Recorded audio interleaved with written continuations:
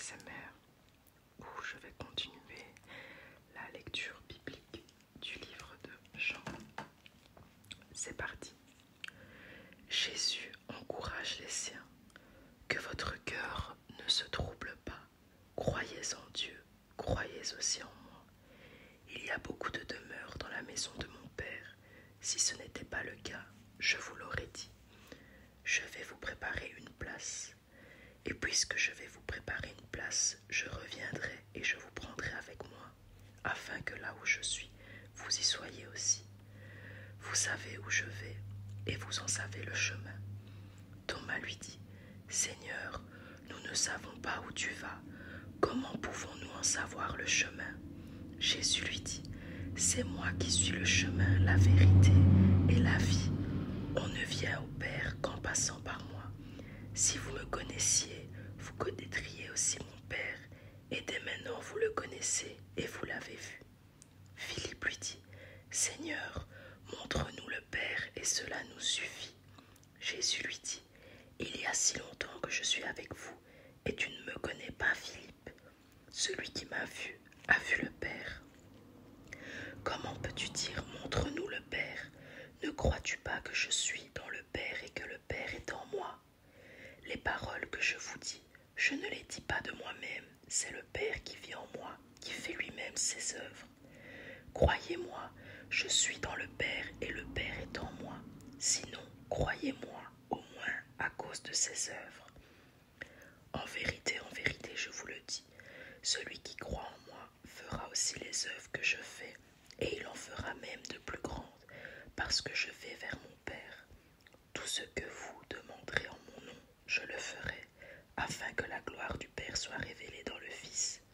Si vous me demandez quelque chose en mon nom, je le ferai.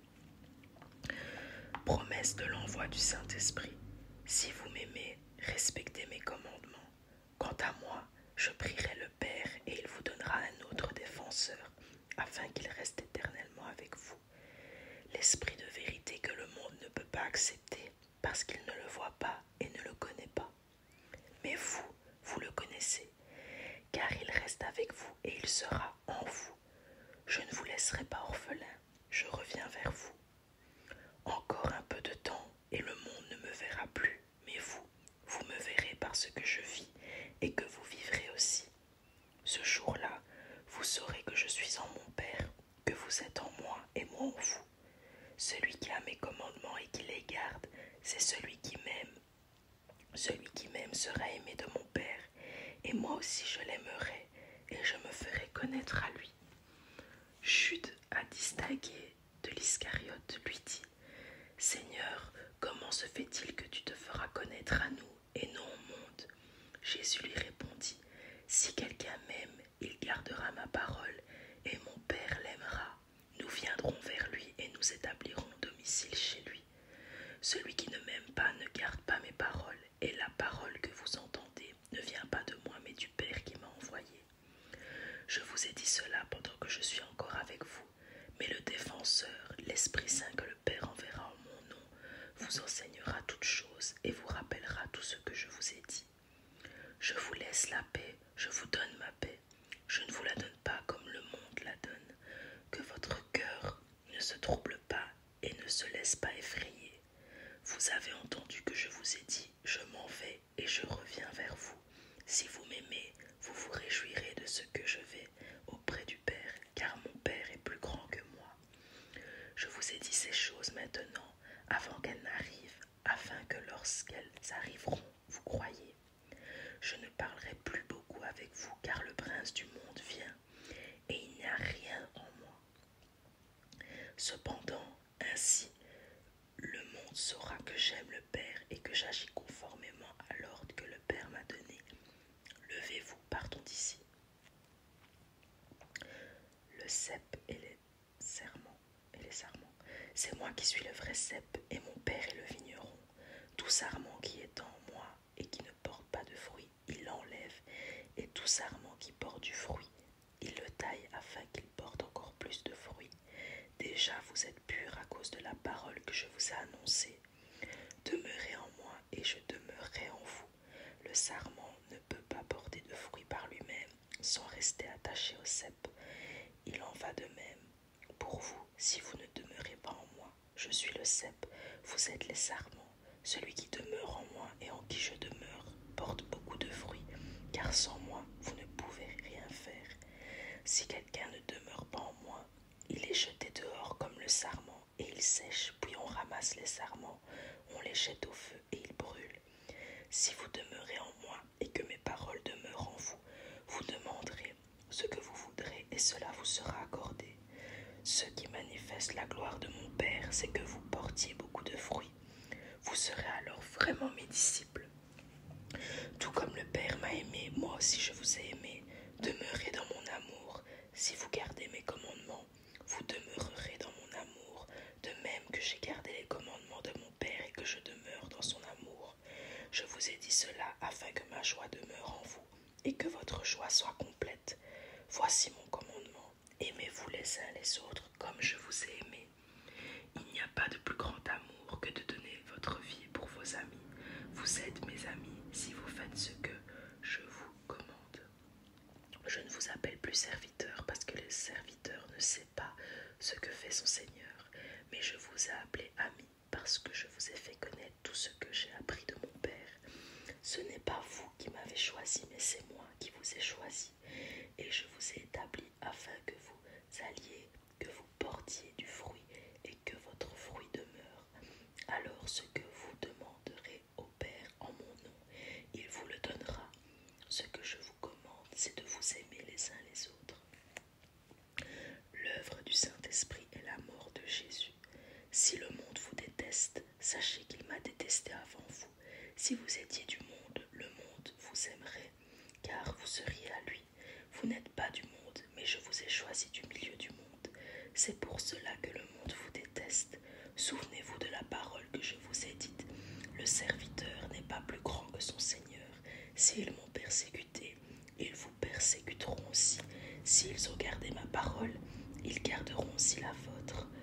Mais ils vous feront tout cela à cause de moi, parce qu'ils ne connaissent pas celui qui m'a envoyé.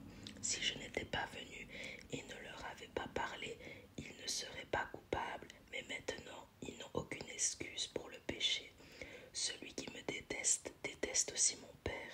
Si je n'avais pas fait parmi eux des œuvres qu'aucun autre n'a faites, ils ne seraient pas coupables, mais maintenant ils les ont vues, et ils nous ont détestés, moi et mon Père. C'est ainsi que s'accomplit la parole écrite dans leur loi. Ils m'ont détesté sans raison. Quand sera venu le défenseur que je vous enverrai de la part du Père, l'Esprit de la vérité qui vient du Père, il rendra témoignage de moi. Et vous aussi vous me rendrez témoignage parce que vous êtes avec moi depuis le début. Je vous ai dit cela afin que vous ne trébuchiez pas. On vous exclura des synagogues, et même l'heure vient où tous ceux qui vous feront mourir croiront offrir un culte à Dieu. Ils agiront ainsi parce qu'ils n'ont connu ni le Père ni moi. Je vous ai dit cela afin que l'heure venue, vous vous souveniez que je vous l'ai dit. Je ne vous en ai pas parlé dès le début parce que j'étais avec vous. Maintenant je m'en vais vers celui qui m'a envoyé, et aucun de vous ne me demande où vas-tu. Mais parce que je vous ai parlé ainsi, la tristesse a rempli votre cœur. Cependant, je vous dis la vérité, il vaut mieux pour vous que je m'en aille. En effet, si je ne m'en vais pas, le défenseur ne viendra pas vers vous. Mais si je m'en vais, je vous l'enverrai, et quand il sera venu, il convaincra le monde en ce qui concerne le péché, la justice et le jugement. En ce qui concerne le péché, parce qu'il ne croit pas en moi, la justice, parce que je vais auprès de mon Père et que vous ne me verrez plus, le jugement, parce que le prince de ce monde est jugé. J'ai encore beaucoup de choses à vous dire, mais vous ne pouvez pas les supporter maintenant. Quand le défenseur sera venu, l'Esprit de la vérité, il vous conduira dans toute la direction, dans toute la vérité, car il ne parlera pas de lui-même, mais il dira tout ce qu'il aura entendu et vous annoncera les choses à venir. Il révélera ma gloire parce qu'il prendra de ce qui est à moi et vous l'annoncera. Tout ce que le Père possède est aussi à moi. Voilà pourquoi j'ai dit qu'il prend de ce qui est à moi et qu'il vous l'annoncera. Encore un peu de temps et vous ne me verrez plus, et puis encore un peu de temps et vous me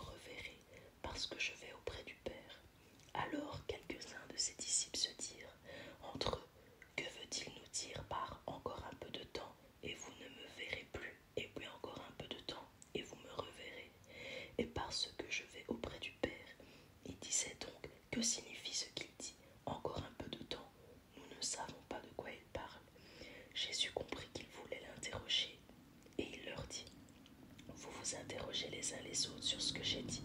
Encore un peu de temps et vous ne me verrez plus, et puis encore un peu de temps et vous me reverrez.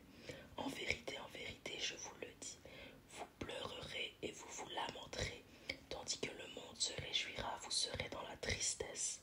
Mais votre tristesse se changera en joie. Lorsqu'une femme accouche, elle éprouve de la tristesse parce que son heure de souffrance est venue. Mais lorsqu'elle a donné le jour à l'enfant, elle ne se souvient plus de la douleur à cause de sa joie d'avoir mis un enfant au monde.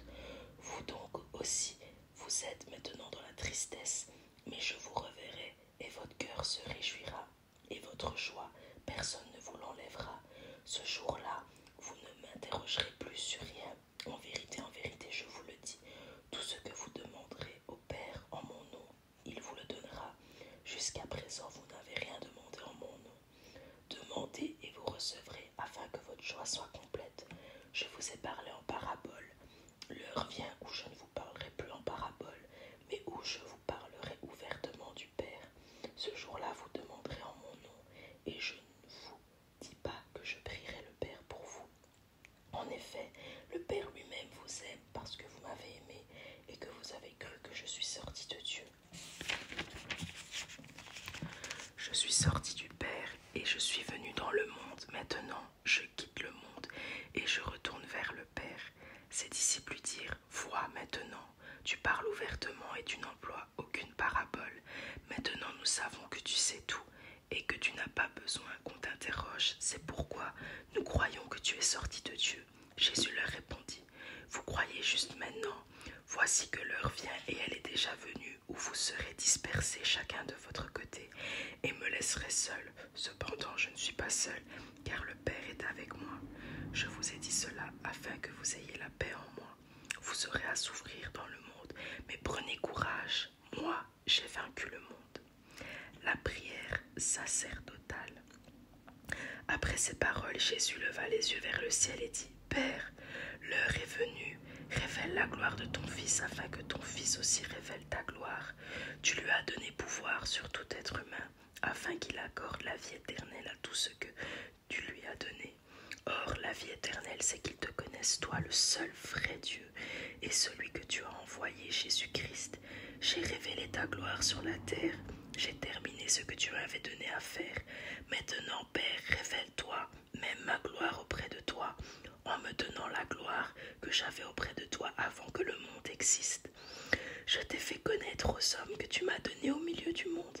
Ils étaient à toi, et tu me les as donnés, et ils ont gardé ta parole. Maintenant, ils savent que tout ce que tu m'as donné vient de toi.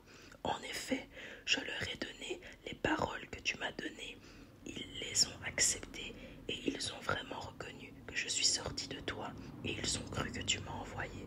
C'est pour eux que je prie. Je ne prie pas pour le monde, mais pour ceux que tu m'as donnés, parce qu'ils sont à toi. Tout ce qui est à moi est à toi, et ce qui est à toi est à moi, et ma gloire est manifestée en eux. Désormais, je ne suis plus dans le monde, mais eux, ils sont dans le monde, tandis que je vais vers toi, Père Saint. Garde-les en ton nom, ce nom que tu m'as donné, afin qu'ils soient un comme nous. Lorsque j'étais avec eux dans le monde, je les gardais en ton nom. J'ai protégé ce que tu m'as donné, et aucun d'eux ne s'est perdu, à part le fils de perdition, afin que l'écriture soit accomplie. Maintenant, je vais vers toi, et je dis ces paroles dans le monde, afin qu'ils aient en eux ma joie, une joie complète. Je leur ai donné ta parole, et le monde les a détestés, parce qu'ils ne sont pas du monde, tout comme moi, je ne suis pas du monde. Je ne te demande pas de les retirer du monde, mais de les préserver du mal. Ils ne sont pas du monde, tout comme moi je ne suis pas du monde. Consacre-les par ta vérité. Ta parole est la vérité. Tout comme tu m'as envoyé dans le monde, je les ai moi aussi envoyés dans le monde. Et je me consacre moi-même pour eux, afin qu'eux aussi soient consacrés par la vérité. Je ne prie pas pour eux seulement, mais encore pour ceux qui croiront en moi à travers leurs paroles, afin que tous soient un comme toi. Père, tu es en moi, et comme je suis en toi, afin qu'eux aussi soient un en nous. Pour que le monde croie que tu m'as envoyé, je leur ai donné la gloire que tu m'as donnée, afin qu'ils soient un comme nous sommes un, moi en eux et toi en moi.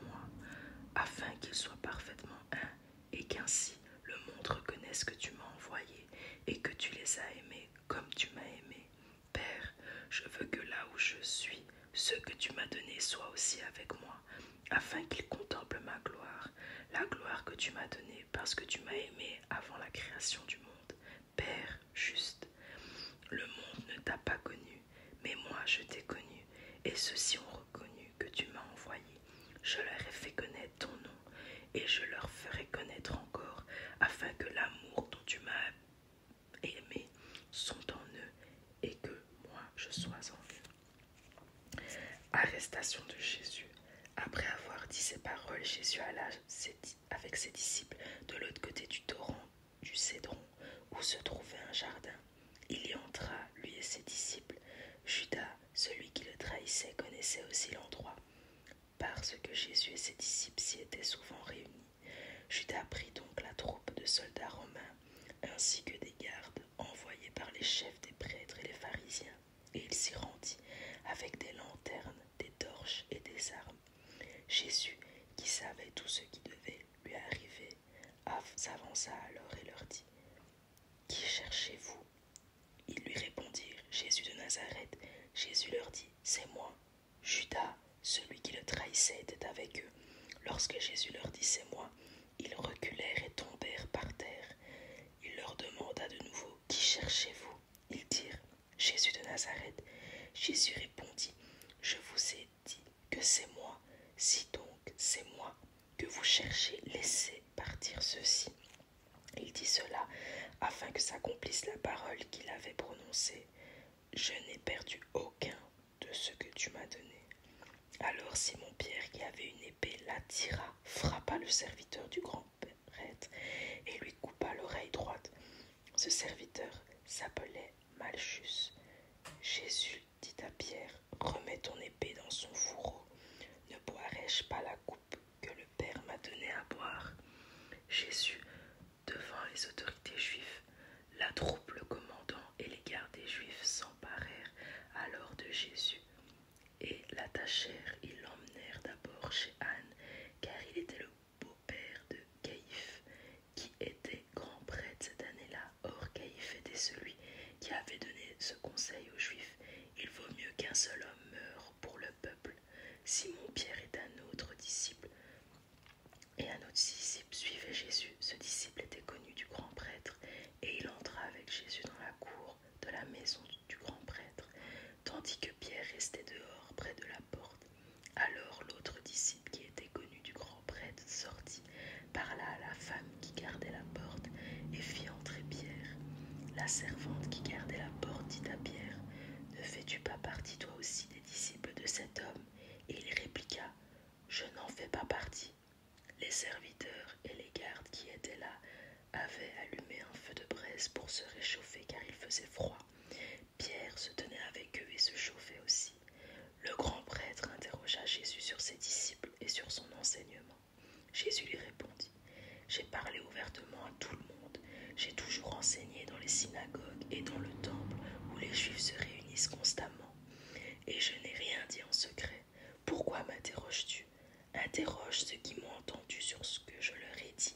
Ils savent, eux, ce que j'ai dit. » À ces mots, un des gardes qui se trouvait là donna une gifle à Jésus en disant : « C'est ainsi que tu réponds au grand prêtre. » Jésus lui dit : « Si j'ai mal parlé, explique-moi ce que j'ai dit de mal. Et si j'ai bien parlé, pourquoi me frappes-tu ? » Alors Anne l'envoya attacher à Caïphe, le grand prêtre. Simon-Pierre était là et se chauffait. On lui dit : « Ne fais-tu pas partie toi aussi de ses disciples ? » Il le nia et dit : « Je n'en fais pas partie. » Un des serviteurs du grand prêtre, un parent de celui à qui Pierre avait coupé l'oreille, dit : « Ne t'ai-je pas vu avec lui dans le jardin ? » Pierre le nia de nouveau, et aussitôt un coq chanta. Jésus devant les autorités romaines de chez Caïphe. Ils conduisirent Jésus au prétoire. C'était le matin. Ils n'entrèrent pas eux-mêmes dans le prétoire, afin de ne pas se souiller et de pouvoir manger le repas de la Pâque.